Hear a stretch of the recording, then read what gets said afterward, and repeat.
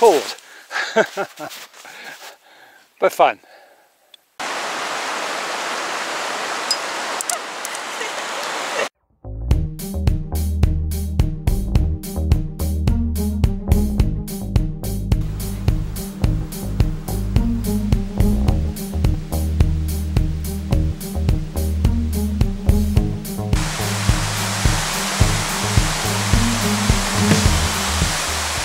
Alright, good morning. We're at Nairn Falls again. You've seen that in one of our previous videos. We pulled in last night quite late, about 9:30.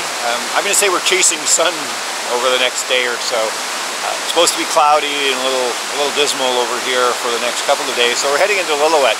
Lillooet is about an hour and a half north of Whistler. Very dry, almost desert-like country. Some of the warmest country in Canada in the summer. So we're heading there today, but we stopped partway at Nairn Falls. We finished a hike recently at Elfin Lakes, and we'll show you some of that where we got into the snow and mountains, and then we stopping here just for one night, and then we're heading off through Pemberton and off to Lillooet later today. But great spot. We'll show you some more video. You've already seen some scenes of this area, but just beautiful. We're going to be hiking into the Diamond Head area of Garibaldi Park today. We came in from the Squamish side, and we're going to be hiking the Elfin Lakes trail up to the ridge where there should be some really nice views. We'll see how far we get because there'll be lots of snow up there.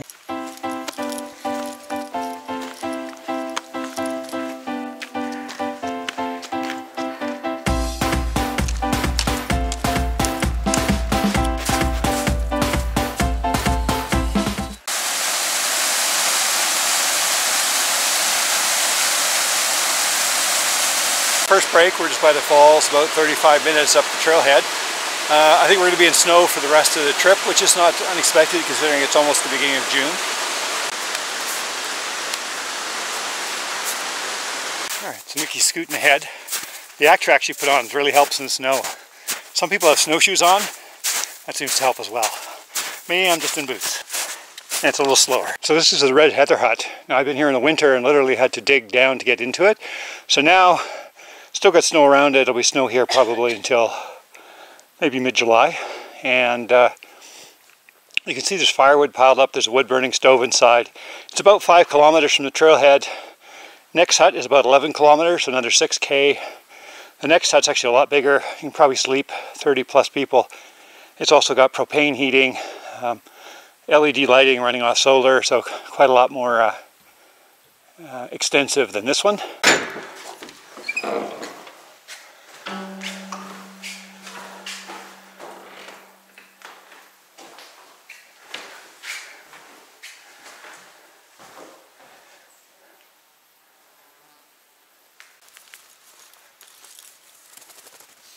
And as you can see, we've got whiskey jacks here, quite a few actually. A lot of skiers come up here in the winter and snowshoers, and then throughout the summer. So the whiskey jacks get fed a lot, I think. The outhouse, you can see it's high up, and again in the winter, we've literally had to dig down about a meter, sometimes maybe as much as a meter and a half to get to the outhouse. So Mickey was kind enough to let me use her Yack-Tracks, and she'll put on the micro spikes. Micro spikes are much better when you're in icy or steeper terrain. The real advantage of them is actually on ice, or they're truly a mini crampon. The Yack-Tracks are fine in slushy stuff like this as long as it's not icy or too slippery. Where the Yack-Tracks are really nice is if you're on the road and it turns into gravel for 30 feet or some rock, you can just walk very comfortably in these, whereas in the mini crampons you can still walk on it, but you have to be careful, you'll dull the crampons.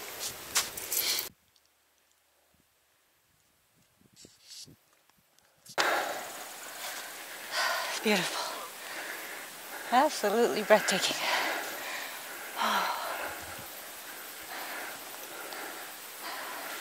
Worth the slog up the hill.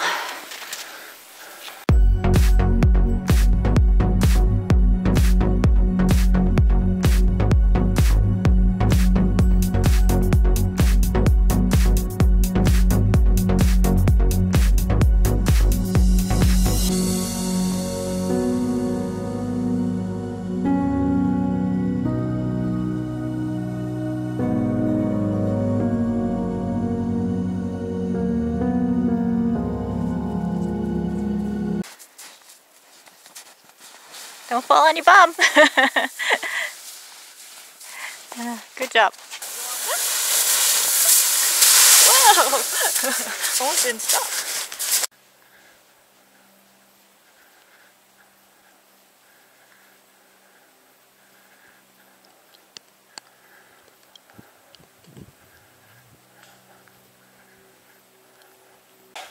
We got a bit of a late start today, so we're not going to finish the trip all the way to the other hut. We're about 2 kilometers away. I'll show you that in a second. It's just behind us, but it's been a great day. I don't think it could be much nicer. With the sun, it's really warm. I went into a sun shirt actually, but temperature itself is probably about 13, 14 degrees Celsius, but in the sun it's probably closer to 70, 72 degrees Fahrenheit, so very nice. And you'll see from the footage, there's just like nothing but endless views. I kind of apologize for likely all the scenic shots you're going to see because there's just so many we can't leave them out, but hopefully not too many. So the next hut, the Elfin Shelter Hut, and there's 2 lakes that'll be still frozen over. It's just down this ridge. You can sort of see the line, and it's about 2 kilometers away, just at the sort of the next part over, and maybe 2.5 km, and there's a big hut there that could sleep at least 30 people, and it's also the campground. There's a number of camping areas. It's beautiful to come up here in the summer, and then you can camp around the hut or stay at the hut if you like, and then you can hike up to the left towards the top of Mount Garibaldi, which is high enough up. I think it's probably getting close to 9,000 feet that it keeps its own weather. But you can get up onto a little area there called Little Diamond Head, and that's a very nice day hike. You go up past an area called the Gargoyles, then up and over, and it's not a glacier, but it's usually a snowfield until right up into the end of the summer, and that takes you to the base of the mountain.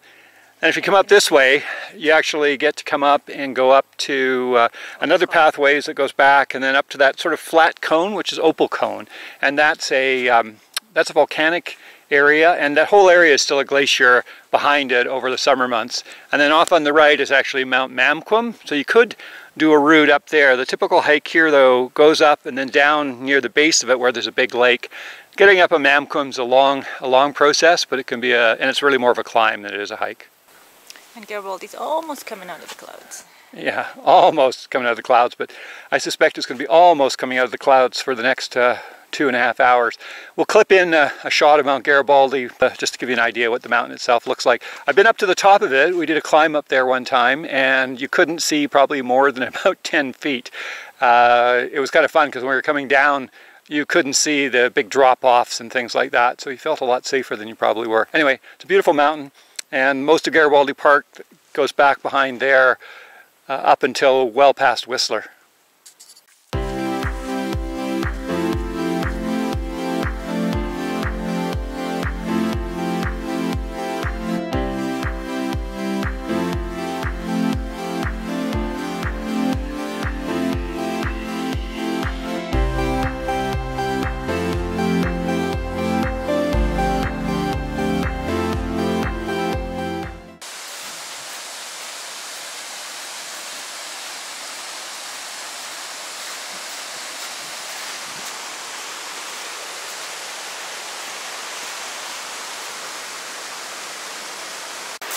So we're on the way out. Snow's a little softer, but quite doable. This trail gets so packed in from skiers and cross-country skiers, or backcountry skiers actually, and snowshoers that even this time of year, it's still, even with the sun, it's still pretty firm. We just had a couple people run past us, the trail runners, and they would have run probably all the way up the hill to the main hut and then back down, which is a return about 22K, which is a pretty good trail run, and also particularly when you consider the fact that there's still snow on the ground.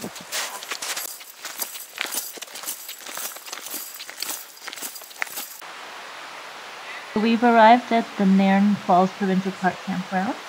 We had booked site number 10 for the last minute, so not the best. It's next to the washroom, but it's perfectly fine for tonight because we arrived pretty late. This is quite a nice spot, very private.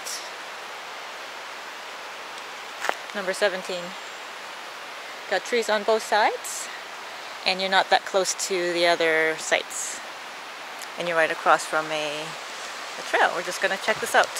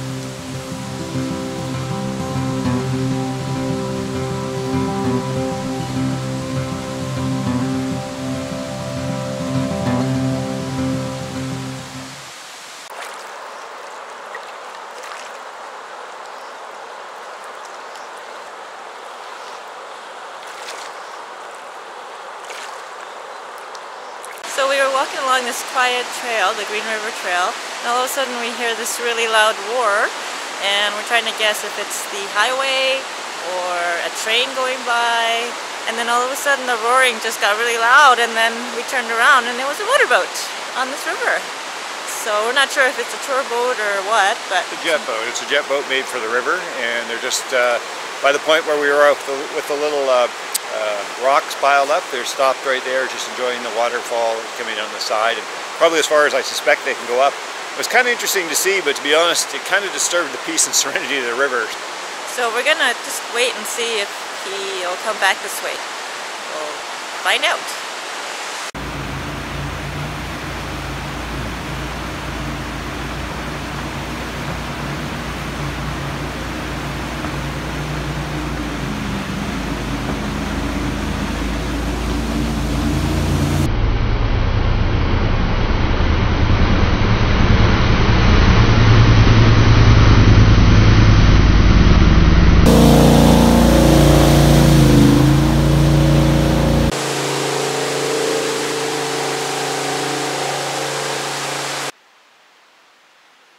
Since our last trip, we actually added 3 items to the van. 2 were warranty items. One was the radio antenna. It didn't arrive with a radio antenna, just a little stub. And the other was this handle that comes on the 2018 Zion. It's very solid.